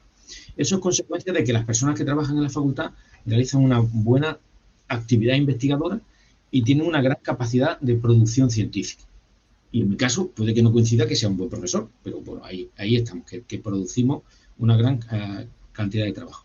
Vinculado a eso luego están los rankings personales. Hay varios rankings personales y este año, pues como ha ocurrido, pues, ha aparecido en 2 rankings personales de valoración de los profesores, en donde te encuentras entre los mejores a nivel mundial en tu ámbito, en las ciencias del deporte. Aparecer en el ranking de Stanford significa que esta universidad lo que utiliza es un ranking de publicaciones, el número de trabajos que tiene y el número de veces que otros autores utilizan sus trabajos para referenciarlos en su obra científica. Entonces, aparecer en ese ranking es un respaldo a decir que lo que hace alguien también lo está utilizando y por tanto entra dentro de un colectivo que pueden ser de los investigadores más referentes o más importantes dentro de tu campo de conocimiento. Y en este caso, pues yo no me lo sé exactamente de memoria, como ya ha visto José Antonio, el Alzheimer está atacándome mucho, pero creo que estoy entre los 200 del mundo y estoy entre los 10, 15 españoles de ciencia del deporte que están en ese ranking en posiciones destacadas. Entonces, eso es lo que significa estar en un ranking, que alguien utiliza tus trabajos y que puede ser más o menos importante. Hombre, cuando uno lo tiene, pues saca pecho, vale, pues estoy en el ranking, vale, no está mal, estamos ahí. Pero como yo digo, esto es consecuencia de. Cuando empecé a aparecer, a mucha gente dice, oye, enhorabuena, esto es consecuencia de. Y la gente que me conoce, pues esto es consecuencia de que llevo una línea de trabajo continua, constante, y que a pesar de haber alcanzado pues, el estatus de catedrático de universidad, pues sigo trabajando y trabajo más que trabajaba antes. Pero como dicen algunos, ¿para qué sigues trabajando? Bueno, pues porque va en mi ADN, porque como antes me meto en todos los fregados, como hemos dicho antes, y si me dicen vete a un equipo, me iba a un equipo. Lidera un proyecto, pues lidera un proyecto, sigo trabajando y eso es lo que hace, bueno, la consecuencia de ese trabajo es que con los años pues aparece estando ahí en ese tipo de ranking. Pues Sergio, por mi parte, enhorabuena por aparecer en ese ranking. Puedes sacar pecho perfectamente, por supuesto que sí. Vamos encarando ya la recta final, Sergio, de la charla. Te voy a hacer un carrusel de preguntas para que, a ser posible, me las respondas lo más escuetamente posible, ¿vale? Venga, Eh, ¿palabras o cortas? Bueno, en función del enunciado de la pregunta, tú decides si, bueno, una Venga. palabra va a ser complicada, pero bueno. ¿Qué te ha reportado más satisfacciones, Sergio? ¿Trabajar en la élite del baloncesto o entrenar a chavales en etapas de desarrollo y formación? Con una perspectiva histórica, entrenar a chavales. Porque esos chavales se acuerdan mucho de mí. Esas generaciones, pasados más de casi 35 años, me siguen llamando y nos vemos todas las navidades o todos los veranos. Tenemos un encuentro de mi antiguo jugador. Sí, pues eso también dice mucho a favor tuyo, Sergio. No sé, o de ellos, que me aguantan. De los O dos, ellos. de los dos. Siguiente pregunta, Sergio. ¿El deporte de élite es saludable? Los profesionales del baloncesto, te pongo el ejemplo del baloncesto porque es lo que tú más conoces, ¿no someten sus cuerpos y sus mentes a unas exigencias que al final terminan pasando factura? Si no tiene una buena formación, sí. Si tiene una buena formación en el amplio sentido de la palabra, creo que es muy positivo. El deporte de alta competición te da lecciones para la vida. Un deportista de alta competición equilibrado y formado será capaz de superar los grandes reveses que te trae la vida. En esta entrevista no sé si parece que puedo ser alguien exitoso. Tengo muchos fracasos y fracasos muy importantes en mi desarrollo profesional. Pero me he levantado al día siguiente, he seguido luchando y me ha permitido ganar alguna otra competición. El deporte de élite, si eso se lleva bien, sirve para la vida. Me das pie para hacerte esta pregunta también, que la tenía un poco más adelante, pero ¿de dónde se aprende más, Sergio? ¿Del éxito o del fracaso? De ambos. El éxito para saber que lo importante es el proceso. El éxito para saber que lo importante es el proceso. El éxito, una vez que lo consigues, parece que te has quedado. ¿Y ahora qué? Y el fracaso para saber que hay que seguir trabajando, que se puede mejorar. ¿Qué cualidades tiene que tener un profesor para que sus alumnos le respeten y para que las clases no se le vayan de madre? Voy a decir algunas cosas que no son mías, de un compañero que ayer estuvimos en una oposición, compañero de promoción, amigo íntimo. Hay una cosa que es importante y es tener empatía. Empatía para saber y contactar con tu alumno, saber llegar al alumno. Cada vez más difícil por la diferencia generacional. Cada vez más difícil, pero hay que intentar estar ahí. Amar lo que enseña. Creerte lo que enseña. Vivir lo que enseña. Si haces eso con emociones, que es lo que dice mi compañero, si lo transmites con emoción, conseguirás impactar a tu alumno. Una de las claves del éxito actual es que el profesor transmita emociones cuando está trabajando con los contenidos. Sin olvidarme, que lo doy por hecho, de que tienes que tener conocimiento. Y para ser un buen entrenador de baloncesto, Sergio, ¿qué cualidades debería tener un entrenador profesional? ¿Profesional o de formación? Son diferentes. Bueno, pues entonces elijo de formación, sí, que yo creo que es la etapa más importante. Me gusta más que me decían ahí. Si es formación, tiene que ser educador. Un entrenador de formación tiene que ser un educador. Y tiene que pensar que las personas con las que está trabajando va a suponer un impacto emocional y personal para toda la vida. Si tú eres un buen educador, tendrás un gran impacto en tu jugador. Como en el caso anterior, doy por hecho de que tienes que tener un buen conocimiento, pero tienes que ser un educador. Y ahondando en esa etapa de formación, Sergio, ¿qué les decimos a esos padres que piensan que sus hijos van a ser los próximos Pau Gasol, los próximos Juan Carlos Navarro, los próximos Sergio Rodríguez o José Manuel Calderón, y que presionan a sus hijos no solo para llegar a ser profesionales, sino para que sean los mejores a toda costa? Pues yo me voy a uno de los resultados de nuestras líneas de investigación, en el que trabajamos sobre el desarrollo del talento. Y la evidencia científica nos dice que aquellos jugadores que han participado en las categorías de formación en la selección española de baloncesto, tanto masculina como femenina, no suelen llegar a ser profesionales del baloncesto y desde luego no participan en el equipo profesional o la selección nacional absoluta. Dicho de otra manera, que los que creen que su hijo, por ser campeón de la Liga Provincial, de la Liga Regional de Extremadura, su hijo va a ser un jugador profesional, creo que se está equivocando. Para llegar a la élite hay multitud de factores que no es ser campeón en categorías de formación. Por tanto, si alguien cree que su hijo va a ser profesional, no ocurre tanto en baloncesto, ocurre mucho en fútbol, tienen al futuro Messi, que se están equivocando.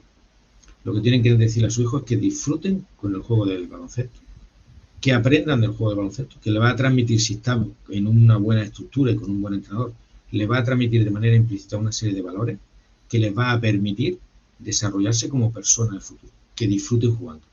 Y si como consecuencia de eso, de tener una calidad, de tener unas características antropométricas, de estar en un contexto determinado, de tener una oportunidad determinada, consiguen llegar a ser profesionales, bienvenido sea. Pero no todos van a llegar a ser profesionales. Y menos los que se creen que por ganar en categorías de formación van a ser jugadores profesionales. Eso también hay que leérselo a muchos jóvenes entrenadores que se creen que lo importante es ser campeón del equipo infantil y de la liga del barrio. Y trabajan para ser campeones, no para formar a jugadores. Y Sergio, para terminar, me gustaría, a ver si te viene algún título a la cabeza, que nos recomendaras un libro, una película o ambos que sirva para motivar a aquellos de nuestros oyentes que estén pensando en dedicarse profesionalmente a entrenar o a jugar, sobre todo para que encuentren en ese libro o en esa película, pues eso, las herramientas no solo para ganar, no solo para que recorran el camino en teoría del éxito, sino para que encuentren otras respuestas en la vida. Yo, si me lo permites, Sergio, voy a proponer como películas, por ejemplo, Camino a la Gloria y Hoosiers, y como libro, 11 Anillos de Phil Jackson y El sueño de mi desvelo de Anthony Daimiel. No sé si a ti a la misma bote pronto te viene alguno a la cabeza. O alguna referencia de algún autor, Sergio. Estoy mirando aquí los que tengo aquí en el despacho por recomendar alguno. ¿Alguno que te haya marcado a ti? No, es que tengo ahora mismo dos títulos. Una película histórica de baloncesto, para conocer el baloncesto, para lo que es el trabajo del baloncesto, que está fuera normalmente de los circuitos del baloncesto. Se llama 3 segundos, que es una película rusa, que cuenta un poco la historia del único partido que ha perdido Estados Unidos y que sigue sin reconocer dentro de lo que sería unos, creo que eran los Juegos Olímpicos. El único partido que ha perdido, o uno de los primeros partidos que perdió Estados Unidos en los Juegos Olímpicos. En los años 70 fue contra Rusia, puede ser. Sí. Con Tachenko por allí, creo, ¿no? No es Tachenko, es más antigua. Entonces, es una película que tiene connotaciones reglamentarias, de cuando se puede pedir un tiempo muerto, y lo que es un poco cuenta la historia de cómo la Unión Soviética con jugadores que vienen de diferentes repúblicas y con diferentes ideologías, están algunos a punto de desertar, pues trabajan y a la gran supremacía de Estados Unidos, pues consiguen vencerlo en una final olímpica. Y se tuvo que repetir 2 veces la última jugada, y por eso los americanos no aceptan que ese resultado sea así, ¿no? El título no lo sé de memoria, lo tengo por aquí, pero como libro, un poco, el libro, antes hablábamos de Pepu Hernández, el libro de la historia de Pepu Hernández, vinculado con el campeonato el campeonato del mundo que ganó España. A ver si lo veo por aquí, que tengo el título. Es uno. Entrenar el éxito, creo que se llamaba, ¿no? Sí, la clave del éxito. De hecho, luego Pepu se ha dedicado también muchas charlas, he coincidido con él en el último congreso de Ibérico de Baloncesto en Vitoria, esta Navidad, en noviembre, he vuelto a coincidir con él y ha dado ahora muchas conferencias. Ahora mismo en su momento dio muchas conferencias de cómo gestionar el éxito, como en la parte de que no solo, sobre todo en la alta competición, no solo es tener conocimiento. Por eso te preguntaba antes de qué hay que saber. En la alta competición hay mucho de la gestión de recursos humanos, no a veces tanto lo que sabes, que es importante. Si no tienes conocimiento no vas a poder estar ahí, pero luego la gestión de recursos humanos es muy, muy importante. Muy parecido a esa gestión de que te he hablado de esta película. Sergio, pues hemos llegado al final de la entrevista. Te reitero mi agradecimiento por haberte acercado hasta el podcast y nada, espero encontrarte por Cáceres y que coincidamos dentro de no mucho tiempo. Muy bien, pues José Antonio, el placer ha sido mío. Espero que los oyentes de este podcast les haya gustado o por lo menos hayan sacado alguna información y que pueda ser de utilidad para alguien. Y espero verte, por supuesto. A veces hay que hacer un esfuerzo por juntarnos y por coincidir. Tú como buen entrenador, lo que tienes que hacer no es juntarnos a aquel equipo, a las distribuciones cansados. Sería una buena idea, sí, ¿eh? Tú pues pon día, hora y lugar. Pues Sergio, lo dicho, muchísimas gracias y hasta una próxima ocasión. Muy bien, un fuerte abrazo a todos.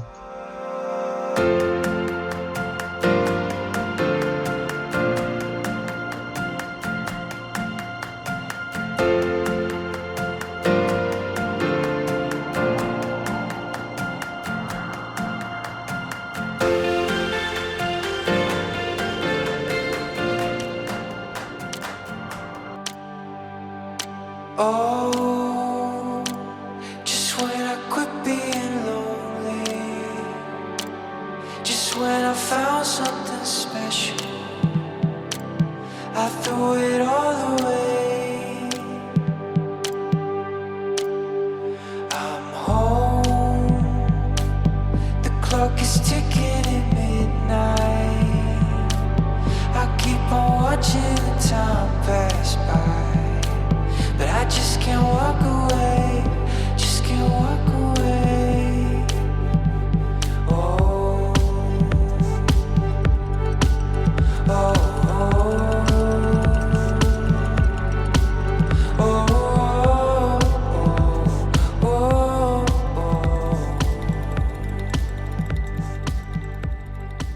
Y hasta aquí, queridos oyentes, la entrevista con Sergio Ibáñez, que se vio en la necesidad de abandonar su Granada natal para recalar en tierra de conquistadores y donde, sin proponérselo, ha terminado por encontrar su Eldorado particular.